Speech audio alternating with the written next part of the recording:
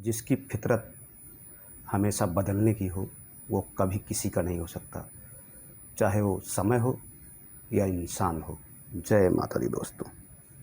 योगी ज्योति सागर से मैं योगी अखिलेश आप लोगों के सामने उपस्थित हुआ हूँ नक्षत्रों की चर्चा में।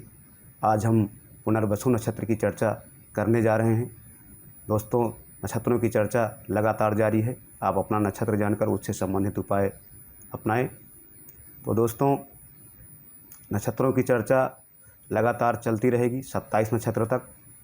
आप पत्रिका में अपना नक्षत्र देखकर उससे संबंधित उपाय ज़रूर अपनाएं। अगर आपके जीवन में बार बार घटनाएं हो रही हैं और कोई भी कार्य सिद्धि में दिक्कतें आ रही हैं, जो भी कार्य आप करते हैं उसमें बाधाएं आ रही हैं, तो इसके लिए आप ज़रूर जो है नक्षत्रों से संबंधित उपाय ज़रूर अपनाएं। तो दोस्तों, अगर आप लंबी बीमारी से भी पीड़ित हैं और आप ठीक नहीं हो रहे हैं, तो इसके लिए भी आप नक्षत्रों से संबंधित उपाय अपनाकर देख सकते हैं। आपको अवश्य ही लाभ होगा।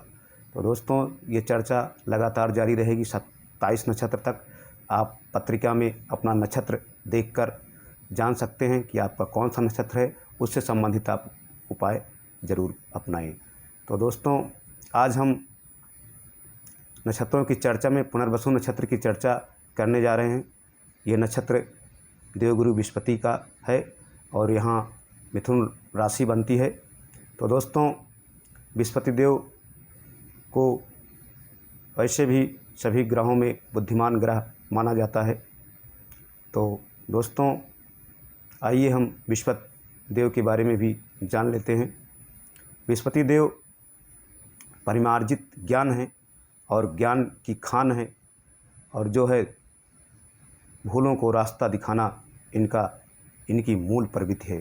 तो दोस्तों, गुरु अगर कुंडली में बली अवस्था में हो 5वें 7वें या 9वें घर में, तो बहुत ही ज़्यादा शुभ हो जाते हैं और वो अपने जातक के 100 अवगुणों को भी छुपा लेते हैं। गुरु ऐसा गुरु का नेचर होता है कि वो पाप कार्यों में लिप्त व्यक्ति को भी सद्मार्ग पर ला देते हैं।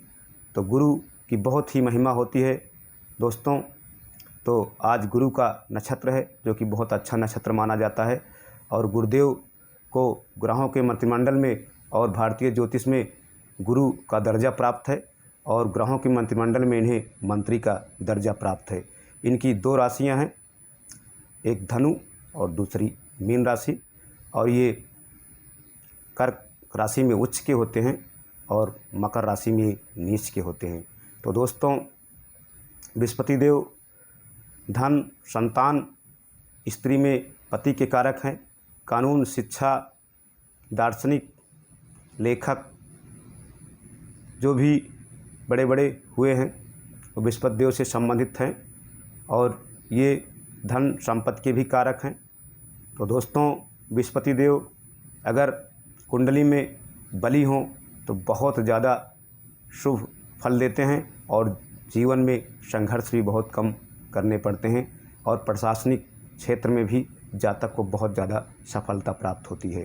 तो दोस्तों, जो भी जातक बृहस्पति देव से संबंधित हैं, बृहस्पति ग्रह से संबंधित, तो दोस्तों उनकी 3 अवस्थाएं होती हैं बृहस्पति देव की, जिसमें बाल्य अवस्था, युवा अवस्था और पौण अवस्था। तो बाल्य अवस्था इनकी सामान्य होती है, बहुत सामान्य से घर में होते हैं ये, और युवा अवस्था संघर्षपूर्ण तो होती है, पर पौण अवस्था में इनके सारे कार्यों का सिला ज़रूर मिलता है, और इनका नाम चारों तरफ फैल जाता है, और ये समाज में एक प्रतिष्ठित व्यक्तियों में माने जाते हैं। हालांकि इनको ज़्यादा सहयोग किसी का प्राप्त नहीं हो पाता है युवा अवस्था में, भाइयों, रिश्तेदारों, दोस्तों का सहयोग नहीं प्राप्त होता है, फिर भी ये अपने दम पर अपने सारे कार्य को हासिल कर लेते हैं। जो भी कार्य में हाथ डालते हैं उसे पूरा करके ज़रूर दिखाते हैं। वैसे शुरुआत में इन्हें असफलताओं का भी सामना बहुत ज़्यादा करना पड़ता है, और संघर्ष भी ज़िंदगी में इन्हें ज़्यादा करना पड़ता है, पर ये किसी के सामने हाथ नहीं फैलाते और खुद अपने कार्यों को अंजाम देते हैं और सफलता तक ज़रूर पहुँचते हैं। तो दोस्तों, बहुत ही संघर्ष वाले होते हैं ये बृहस्पति देव से संबंधित जातक जातिका जो भी होते हैं, और इन्हें प्रेम में सफलताएं नहीं मिल पाती हैं, इन्हें धोखा खाना पड़ता है। पर इनकी जीवन साथी, इनका जो भी जीवन साथी होता है सच्चा और बहुत ही अच्छा होता है, जिसे ये पाकर जीवन में बहुत आगे बढ़ते हैं और दोनों का विचार भी बहुत ज़्यादा मिलता रहता है। तो दोस्तों, ये भाग्यवान होते हैं, विद्वान होते हैं और बुद्धिमान होते हैं, और इनकी लेखनी में बहुत जादू होता है। ये किसी को भी आकर्षित कर लेते हैं। इनकी लेखनी का ज़्यादातर फ़ायदा इनके पौण अवस्था में प्राप्त होता है। ये जो लिखते हैं वो व्यक्ति के जीवन दिल पर छू जाता है, और ये लेखनी से बहुत कुछ कर सकने में माहिर होते हैं। तो दोस्तों, ये बुद्धिमान राशियों में आते हैं, और बृहस्पति देव से संबंधित जो भी जातक जातिका होते हैं, ये इन्हें धन की कमी नहीं पड़ती है जीवन में, क्योंकि बृहस्पति देव धन के भी कारक हैं। हाँ, कभी कभी ये चर्बी, क्योंकि चर्बी का भी कारक कहा जाता है बृहस्पति देव को, ये मोटे हो जाते हैं, क्योंकि ये मीठे के भी शौकीन होते हैं, और खाने पर नियंत्रण ना होने से ये मोटे हो सकते हैं, ऐसा होता है। तो दोस्तों, इन्हें स्वास्थ्य बनाए रखना चाहिए अपना, तो इससे और भी बृहस्पति देव की शुभता इनके ऊपर प्राप्त होने लगेगी। तो दोस्तों, बृहस्पति देव से संबंधित जो भी जातक जातिका होते हैं वे मेधावी होते हैं, और वो उन्हें बुकवर्म कहा जाए तो कम है, क्योंकि उन्हें पढ़ने का शौक़ बहुत ज़्यादा होता है, और बचपन से ही वे किताबों से के शौकीन होते हैं, और वो पढ़ते ज़रूर हैं और अच्छी अच्छी किताबें अपने पास रखते हैं। तो दोस्तों, बहुत ही अच्छा होता है बृहस्पति देव से संबंधित, चाहे नक्षत्र हो या राशि हो, तो वो लोग बहुत अच्छे होते हैं और बहुत बुद्धिमान होते हैं, और समाज में बहुत ही अपना मान सम्मान कमाते हैं, और नाम भी अपना खूब करते हैं, और लोगों को दिशा भी बहुत अच्छी बताते हैं, क्योंकि ये दार्शनिक भी होते हैं। अपने साथियों, दोस्तों, रिश्तेदारों की कोई भी समस्या हो तो ये चुटकियों में हल कर देते हैं, और तुरंत दर्शन शास्त्र पर इनकी बहुत ज़्यादा पकड़ होती है, वह समस्याओं का निदान भी करते हैं। तो दोस्तों, बहुत ही अच्छे सलाहकार भी होते हैं, और इनकी सलाह बहुत काम आती है, और जो भी व्यक्ति इनसे सलाह लेता है और इनकी सलाह पे अमल करता है तो वो ज़रूर आगे बढ़ता है। तो दोस्तों, ये मैं बृहस्पति देव से संबंधित जातक जातिका के बारे में बता रहा हूँ कि वो किस प्रकार होते हैं और उन्हें कितनी सफलता मिलती है जीवन में। बहुत ज़्यादा सफलता मिलती है उनको, क्योंकि इनका सामान्य होता है बाल अवस्था, पर युवा अवस्था संघर्षपूर्ण होती है, पर पौण अवस्था में इनके कार्यों का सिला बहुत ज़्यादा ही मिलता है। तो दोस्तों, इनके नेतृत्व करने की क्षमता बहुत ज़्यादा पाई जाती है, और ये नेतृत्व भी बहुत अच्छा कर लेते हैं। कभी कभी ये कठोर हो जाते हैं, और कभी कभी ये गुस्सैल भी हो जाते हैं, जिसमें ये बहुत अनाप शनाप कर देते हैं, जिससे इनके मित्र भी इनके दुश्मन बन जाते हैं। और ये कभी कभी अपने गुस्से को अपनी दबी मुस्कान में छुपाए रखते हैं और उजागर नहीं होने देते हैं। इनको समझ पाना आसान भी नहीं होता है। तो दोस्तों, बहुत ज़्यादा खासियत होती है इनके अंदर, पर ये बहुत बुद्धिमान होते हैं, और हर कार्य को अपनी बुद्धि से ये निकाल ही लेते हैं। तो दोस्तों, ये तो था बृहस्पति देव से संबंधित जातक जातिका के बारे में। अब हम जो बृहस्पति देव के नक्षत्र में जन्म लेने वाले जातक जातिका के बारे में भी जान लेते हैं, जो कि पुनर्वसु नक्षत्र है, और मिथुन राशि यहाँ बनती है, बुध की राशि बनती है। के को हा ही जिसका नाम राशि आता है, तो वहाँ मिथुन राशि बन जाती है। तो दोस्तों, इसमें जन्म लेने वाले ऐसे जातक प्रायः विचारशील होते हैं, मेधावी होते हैं, पढ़ने में बहुत ज़्यादा होशियार होते हैं, ससुराल से धन भी प्राप्त करते हैं, और ये दंत रोगी भी होते हैं। वृद्धावस्था में सुख भोगने वाले होते हैं, वह सुंदर वस्त्रों के शौकीन भी ये होते हैं, उच्च अभिलाषी भी होते हैं, महत्वपूर्ण पद प्राप्त करने वाले ये होते हैं, तीव्र बुद्धि वाले भी ये होते हैं, अच्छी स्मरण शक्ति वाले भी ये होते हैं, व्यवहारिक भी बहुत ये ज़्यादा होते हैं, देखने में सुंदर होते हैं, बुद्धिमान होते हैं, और दानी भी ये होते हैं। उच्च कुल में जन्म लेने वाले होते हैं, संतुष्ट एवं धार्मिक प्रवृत्ति के होते हैं। इन्हें कई यात्राओं के अवसर मिलते हैं। इस नक्षत्र के देवता अदिति भी हैं, और उनकी भी पूजा उपासना आप कर सकते हैं और इन्हें यात्राओं का भी बहुत ज़्यादा अवसर मिलता है। तो दोस्तों, बहुत ही बुद्धिमान राशियों में आती है मिथुन राशि, और अगर वहाँ पर जो है बृहस्पति देव का नक्षत्र पुनर्वसु नक्षत्र हो तो और भी ज़्यादा उसमें चार चांद लग जाता है और बहुत ज़्यादा ये लोग बुद्धिमान होते हैं और हर कार्य में सफल भी होते हैं। तो दोस्तों, बहुत ही अच्छा नक्षत्र माना जाता है पुनर्वसु। तो मैं इस नक्षत्र से संबंधित उपाय भी बतला देता हूँ। अगर आप उपाय करेंगे तो आपको अवश्य सफलताएं प्राप्त होंगी।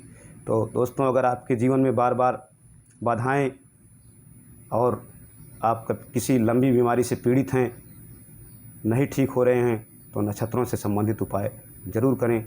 पहला उपाय यह है कि आप 27 बृहस्पतिवार जो है केसर का तिलक लगाएं और केसर की पुड़िया अपने पास ज़रूर रखें। इससे बृहस्पति देव की शुभता बहुत ज़्यादा प्राप्त होती है।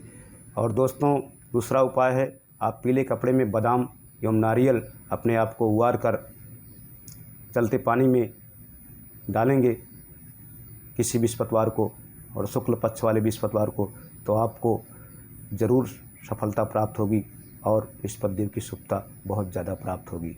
तो दोस्तों, बृहस्पति देव का रत्न भी होता है पुखराज, जिसे पहना जाता है। आप किसी योगी ज्योतिष की सलाह से भी पहन सकते हैं और उनका मंत्र भी है। आप 19,000 बार जाप करेंगे किसी भी बृहस्पतिवार को शुक्ल पक्ष से, तो आपको बृहस्पति देव की बहुत ज़्यादा शुभता प्राप्त होने लगेगी। तो वो मंत्र ओम ग्राम ग्रीम ग्रोम साह गुरुवे नमः। ओम ग्राम ग्रीम ग्रोम साह गुरुवे नमः। तो दोस्तों, ये मंत्र आप जाप कर सकते हैं किसी भी बृहस्पतिवार से। आपको बृहस्पति देव की शुभता बहुत ज़्यादा प्राप्त होने लगेगी और आपके हर कार्य सफल होने लगेंगे। और दोस्तों, उसके साथ साथ इसमें केले के पेड़ की पूजा भी की जाती है। आप केले के पेड़ की पूजा करेंगे और विष्णु भगवान की भी पूजा इसमें की जाती है, विष्णु लक्ष्मी की। तो आप अगर विष्णु लक्ष्मी की पूजा पाठ उपासना करेंगे तो बहुत ही ज़्यादा बृहस्पति देव की शुभता प्राप्त होने लगेगी। तो दोस्तों, आप ये सब उपाय कोई भी कर सकते हैं उपाय, और आप केसर या हल्दी अपने माथे या नाभि पर लगाएंगे तो बहुत जल्दी ही बृहस्पति देव की शुभता प्राप्त होने लगेगी और आपके हर कार्य सफल होने लगेंगे। और गुरु अगर खुश हैं तो जीवन में खुशहाली बहुत जल्दी ही आ जाएगी। तो दोस्तों, ये था बृहस्पति देव से संबंधित उपाय जो मैंने बतलाए। अगर आपको अच्छे लगे हैं तो आप ज़रूर कोई ना कोई उपाय करें और आपको अवश्य ही सफलता प्राप्त होगी। तो दोस्तों, वीडियो आपको पसंद आई हो तो ज़रूर लाइक शेयर करें, जिससे और भी भाई बहन इसका फ़ायदा उठा सकें, और चैनल ज़रूर सब्सक्राइब करें। तो दोस्तों, बहुत ही अच्छा नक्षत्र माना जाता है पुनर्वसु नक्षत्र जो हमने बतलाएं। अगर आप इस नक्षत्र से संबंधित हैं और आपके कार्य में कोई विघ्न बाधा आ रही है और आप लंबी बीमारी से पीड़ित हैं, तो आप जो भी उपाय मैं बतलाया हूं आप ज़रूर करें। उसका सफलता आपको बहुत जल्दी ही बृहस्पति देव की शुभता भी आपको प्राप्त होने लगेगी और बहुत कुछ सफलताएं आपको मिलेंगी जीवन में। तो दोस्तों, वीडियो को ज़्यादा से ज़्यादा शेयर करें, जिससे और भी भाई बहन इसका फ़ायदा उठा सकें, और वो अगर इस नक्षत्र में जन्म लिए हैं तो उसका फ़ायदा उन्हें ज़रूर प्राप्त होगा अगर इनमें से कोई भी उपाय करेंगे। तो दोस्तों, इसी के साथ आप हमें इजाज़त दें और अगले नक्षत्र में मैं फिर मिलूँगा। जय माता दी, जय हिंद।